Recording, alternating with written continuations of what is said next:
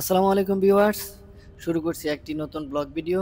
ভিডিওটিতে কিছু দেখানোর চেষ্টা করব এবং কিছু শোনানোর চেষ্টা করব ইনশাল্লাহ। So late get start.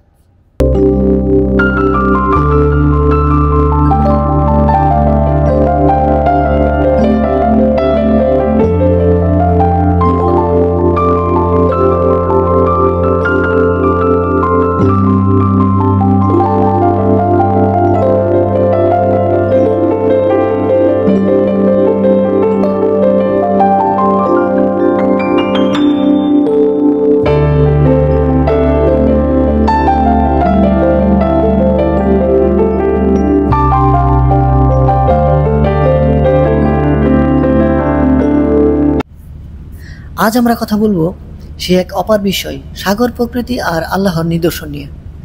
আপনি কি কখনো ভেবে দেখেছেন, যখন সাগরের তীরে দাঁড়িয়ে আমরা সেই অসীম ঢেউ দেখি, তখন মনে হয় এত বিশালত্ব, এত গভীরতা, এত শক্তি কে সৃষ্টি করলো?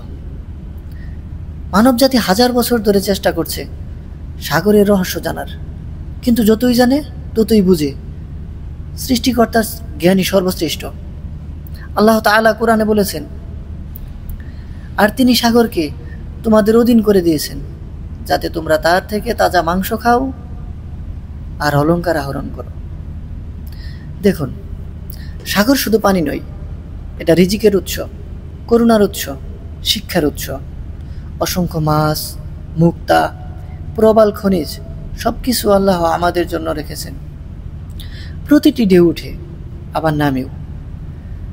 মানুষের জীবনও ঠিক তেমন, কখনো সুখ, কখনো দুঃখ, কিন্তু ঢেউ থেমে যায় না।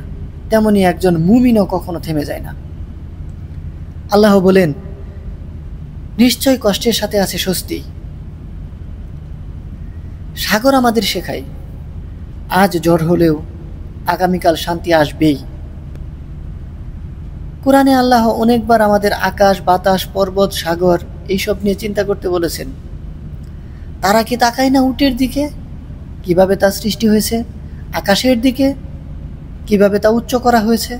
পর্বতের দিকে, কিভাবে তা দাঁড় করানো হয়েছে? আর পৃথিবীর দিকে, কিভাবে তা বিছানো হয়েছে? প্রকৃতি কেবল দেখার জন্য নয়, এগুলো নিদর্শন, আয়াত চিহ্ন, যা মানুষের অন্তরকে আল্লাহর দিকে টেনে নেয়। বিজ্ঞানীরা বলে, সাগরের কিছু জায়গা আছে আজও মানুষের অজানা, যেখানে আলো পৌঁছায় না, মানুষ যায় না, যন্ত্রও টিকতে পারে না। ঠিক তেমনি আল্লাহর রহমতের গভীরতাও আমরা কখনো পুরোপুরি বুঝতে পারবো না। হাদিসে এসেছে, আল্লাহর রহমত 100 ভাগ, পৃথিবী এর মাত্র 1 ভাগ নাজিল হয়েছে। আল্লাহর রহমতের 100 ভাগের 1 ভাগ যদি পৃথিবীতে নাজিল হয়, তাহলে দেখে 99 ভাগ আখিরাতের জন্য আল্লাহ সুবহানাহু ওয়া তাআলা রেখে দিয়েছেন। সাগরের অসীম জলরাশি যেন আমাদের মনে করিয়ে দেয় আল্লাহর রহমত অসীম। সাগরের মাঝে যখন ঝড় ওঠে, তখন শক্তিশালী জাহাজও দুলে। মানুষ তখন বুঝে প্রকৃত ক্ষমতা কার হাতে। আল্লাহ বলেন, তিনি জড় বাতাস পাঠান যাতে তারা তার শাস্তির স্বাদ পায়। প্রকৃতির প্রতিটি বিপর্যয় মানুষকে মনে করায় এই পৃথিবী পরীক্ষার জায়গা, যে পরীক্ষা পাশ করলে অপেক্ষা করছে চিরস্থায়ী জান্নাত। সাগরের পাড়ে দাঁড়ালে একটা অদ্ভুত নীরবতা অনুভব হয়। এই অদ্ভুত নীরবতা আমাদের তওবা করায়, নিজের ভুলগুলো ভাবার আর আল্লাহর দিকে ফিরে যাওয়ার একটা মাধ্যম। রাসূল সাল্লাল্লাহু আলাইহি সাল্লাম বলেছেন, স্মরণ করো মৃত্যুকে, যা সব আনন্দকে ধ্বংস করে। সাগরের গভীরতা মানুষকে তার ক্ষণস্থায়ী দুনিয়া আর চিরস্থায়ী আখিরাতের কথা মনে করিয়ে দেয়। প্রিয় ভাই ও বোনেরা, সাগর প্রকৃতির একটি বড় নিদর্শন। যদি মন দিয়ে দেখি, ঢেউ আমাদের শিক্ষা দেয় ধৈর্য, গভীরতা শিক্ষা দেয় বিনয়, আর রহমত শেখায় আশা।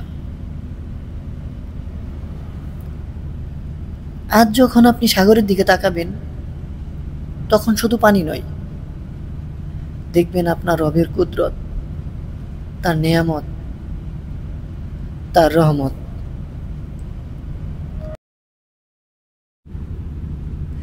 আল্লাহ সুবহানাহু ওয়া তাআলা আমাদের সবাইকে তার নিদর্শন দেখে চিন্তা করার তৌফিক দান করুন। আমিন।